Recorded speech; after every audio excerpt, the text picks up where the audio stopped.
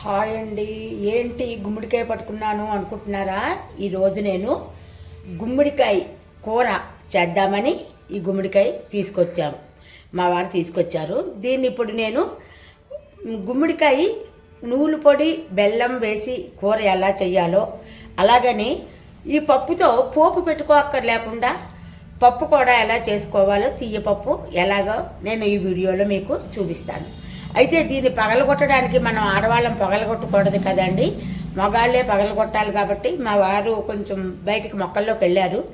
వచ్చాక ఇది ఎలా పగలగొట్టి ఏం చేయాలి అన్నది మీకు చూపిస్తాను.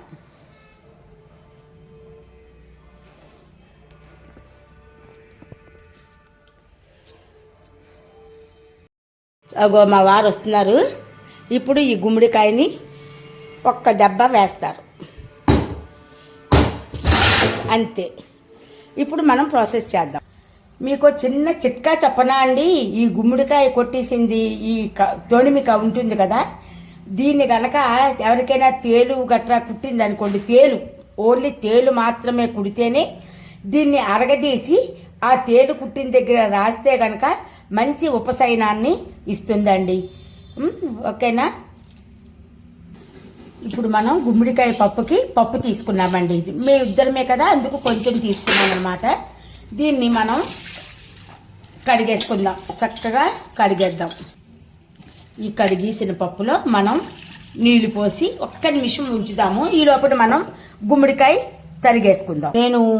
నేను ఫస్ట్ చెప్పడం మర్చిపోయానండి. గుమ్మడికాయ ముందు కడిగేసుకోవాలి. మనం కడుక్కున్న తర్వాత ఇలా పీల్ చేసుకోవాలండి.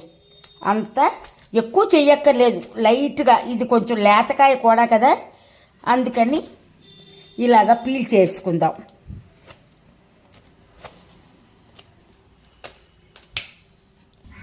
ఇప్పుడు గుమ్మడికాయ ఇలాగంతా కూడా నేను పీల్ చేయిస్తానండి. పీల్ చేశాక ఈ లోపల ఉన్న పొట్టంతా మనం తీసేస్తాం. లేదండి, గుమ్మడికాయ ముదరదే, లేతదేం కాదు. ఈ పిక్కలు కూడా చక్కగా తినడానికి బాగుంటాయండి ఒలుచుకుని. మేము చిన్నప్పుడు ఈ పిక్కల కోసం కొట్టుకునేవాళ్ళం.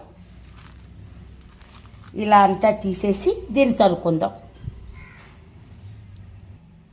ముందుగా పప్పుకి ఎలా తరుక్కోవాలో మీకు చూపిస్తాను.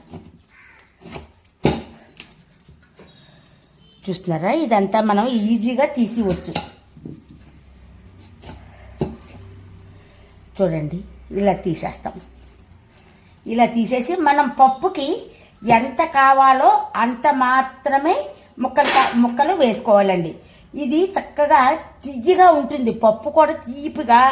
దీంట్లో ఒక పులుసు కూడా ఉంటే సూపర్ అండి. నేనైతే మజ్జిగ పులుసు పెట్టాను పొద్దున్న, అది ఉన్నదనమాట. అందుకని ఇంకా మరి ఇప్పుడు గుమ్మడికాయ తెస్తారు అనుకోలేదు నేను, తెచ్చేశారు. ఇలాగా మనం ముక్కలన్నీ కూడా ఇలా తరుక్కోవాలండి. ఇలా చిన్న ముక్కలు తరుక్కోవాలి.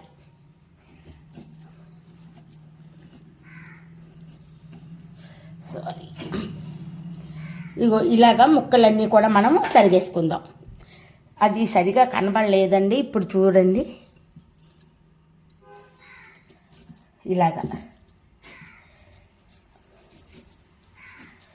ఇలాగన్నీ తరిగేసుకుందాం. ఇలాగ చిన్న ముక్కలు మనకి పప్పుకి ఎంతమందికి సరిపడా పప్పు చూసుకుని అలాగ తరిగేసుకుంటాం. ఇప్పుడు కుక్కర్లో నీళ్ళు వేసుకున్నాము. వేసుకుని ఈ పప్పు పెట్టాం కదా అండి, ఇది కూడా పెట్టేసుకుందాం. పెట్టేసుకుని ఈ ముక్కలు చూస్తున్నారు కదా, ఈ ముక్కలు ఇందులో వేసేద్దాం. గుమ్మడికాయ ముక్కలు అన్నీ ఇందులో వేసేసుకుందాం. ఎవరికి ఎన్ని కావాలనుకుంటే తీపి ఎక్కువ అవ్వకుండా వేసుకోవాలండి. వేసుకుని దీని మీద మూత పెడదాం. దీంట్లోనే కొద్దిగా పసుపు కూడా వేసేసుకుందాం.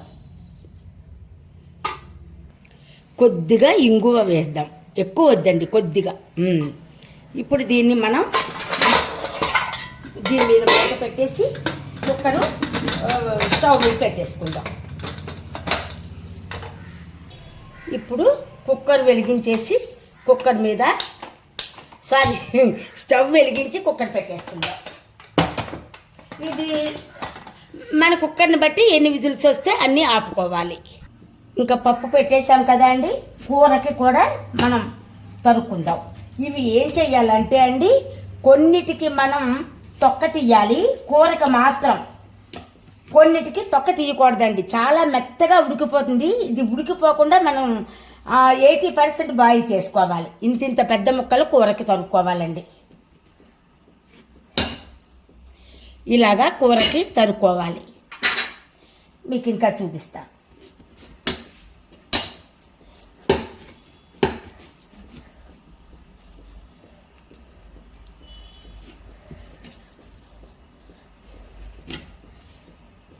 ఇలాగా మనము మనకి ఎన్ని కావాలో అన్నీ తరిగేసుకోవాలి. అయితే నేను తరగంది కూడా మీకు చూపిస్తాను. ఇప్పుడు ఇవి చూసారా, ఇవి నేను తొక్క తీయలేదు. వీటిని కూడా అదే సైజులో మనం దీంట్లో కలుపుకోవాలి. ఎందుకంటే అది చిట్కా అండి ఇది. ఎందుకంటే ఇవి ముద్ద అయినా ఇవి ముద్ద అవ్వకుండా ఉంటాయన్నమాట కూర. అది టెక్నిక్, చిన్న టెక్నిక్.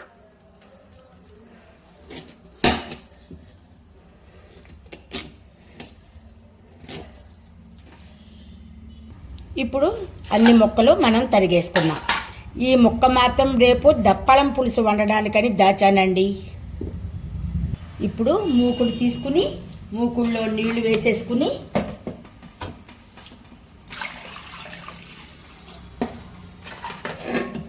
ఇవి ఈ మూకుడులో వేసేసుకుని దీంట్లో మనం ఉప్పు వేసుకోవాలి. ఉప్పు ఎక్కువ పట్టదండి దీంట్లో, ఎందుకంటే ఇది తీపి కూర కదా, అందుకని.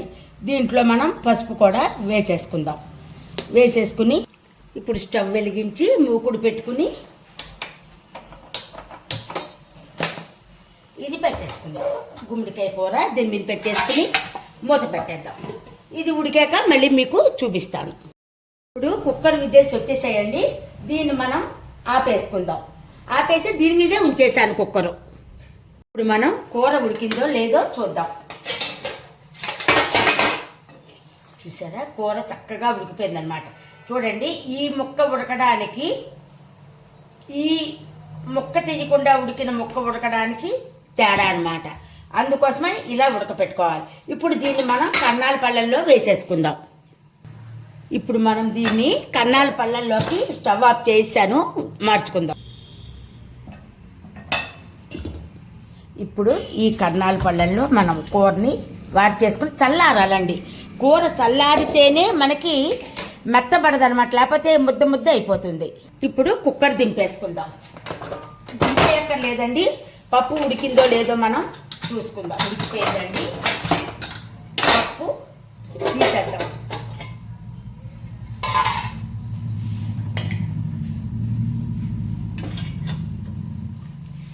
ఇగో చూసారా, చక్కగా ఆ పప్పు ఉడికిపోయింది.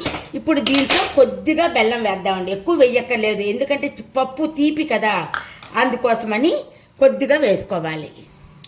అలాగని ఉప్పు కూడా వేసుకుందాం. ఇంతకన్నా పట్టదండి, తీపి పప్పు కదా, అందుకో దీన్ని చక్కగా కలిపేసుకుందాం. ఈ వేడికి ఈ బెల్లం ఇందులో కరిగిపోతుంది. అంచేత మనం బెల్లాన్ని వేడి చేయక్కర్లేదు, పోపు కూడా పెట్టక్కర్లేదండి.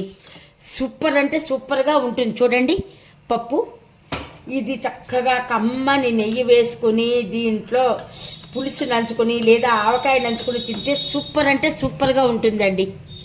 ఇది పక్కన పెట్టేసుకుందాం. కూర కూడా చూద్దాం.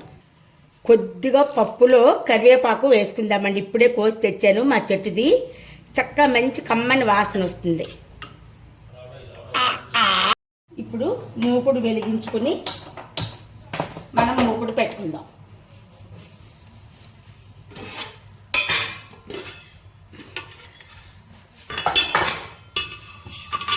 దీంట్లో మనం ఆయిల్ వేసుకుందాం. ఎక్కువ వద్దండి, ఎవరికైనా అనారోగ్యాలు వస్తున్నాయి కదా, అందుకని కొద్దిగా ఆయిల్ వేసుకుందాం. శనగపప్పు, కొద్దిగా మినప్పప్పు, కొంచెం ఆవాలు, మన కారానికి తగ్గట్టుగా ఈ ఎండుమిరపకాయలు. నేనైతే 2-3 వేస్తున్నానండి.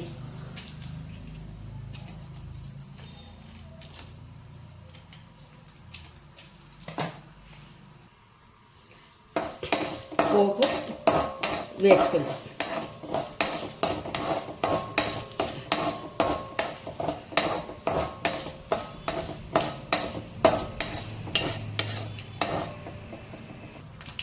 పోపు వేగిపోయింది కదా, మనము కరివేపాకు వేసుకుందామండి. కరివేపాకు వేసుకుని ఇప్పుడు ఈ గుమ్మిడి మొక్కలను కూడా మనం ఇందులో వేసుకుందాం.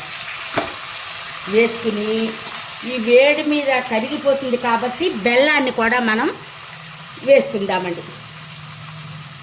ఎవరి టేస్ట్కి తగ్గట్టు బెల్లం వాళ్ళు వేసుకుంటాం. అంటే ఎక్కువ తక్కువ అన్నది మనం చూసుకుని మనం వేసుకుంటామండి. ఇలా కొంచెం సేపు మనం సిమ్లో పెట్టి అట్టే పెట్టుకోవాలి, బెల్లం కరుగుతుంది కదా అందుకు.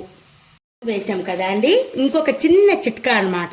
దీంట్లో బెల్లం ఎంత ఎక్కువ వేసినా కొంచెం పంచదార వేస్తే కానీ దీని టేస్ట్ బాగుండదండి.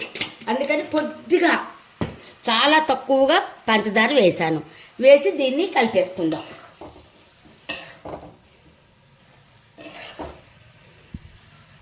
ఇప్పుడు కూరలో లాస్ట్లో నువ్వుల పొడి వేసుకుంటామండి. చూసారా, ఈ పొడి ఎలా కొట్టాలో అన్నది నా ప్రీవియస్ వీడియోలో ఉంది, మీరు కావాలంటే చూడండి. మీనాక్షి క్రియేటివ్స్ ప్రీవియస్ వీడియోలో ఉంది. దీంట్లో ఎంత నువ్వుల పొడి వేసుకుంటే అంత టేస్ట్ ఉంటుందండి. దీన్ని మనం నువ్వుల పొడి వేసి కలిపేసుకుందాం.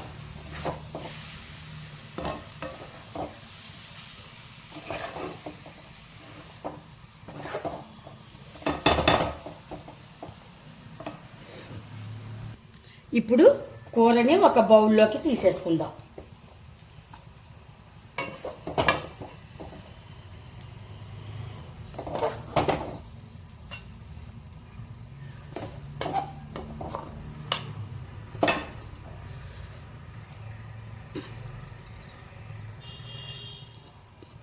ఇది కొట్టండి.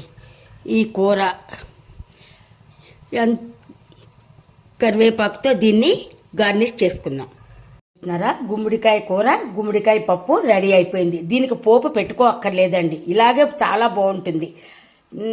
పుల్ల ఆవకాయలో కానీ పులుసు ఏమైనా వేసుకుని కానీ, దప్పడం పులుసు కానీ లేదా మజ్జిగ పులుసు కానీ ఏదైనా వేసుకోవచ్చు అన్నమాట. ఉంటానండి, మీ మీనాక్షి రాజశేఖర్. ఈ వీడియో మీకు నచ్చినట్టయితే లైక్ చేయండి, కామెంట్ చేయండి, బెల్ ఐకాన్ క్లిక్ చేయండి. మా కొత్త నోటిఫికేషన్స్ మీకు వస్తాయి. సర్వే జనో సుఖనో భవంతు. అందరూ బాగుండాలి, అందులో మనముండాలన్నదే కదా మన కాన్సెప్ట్. ఓకే అండి, ఉంటాను.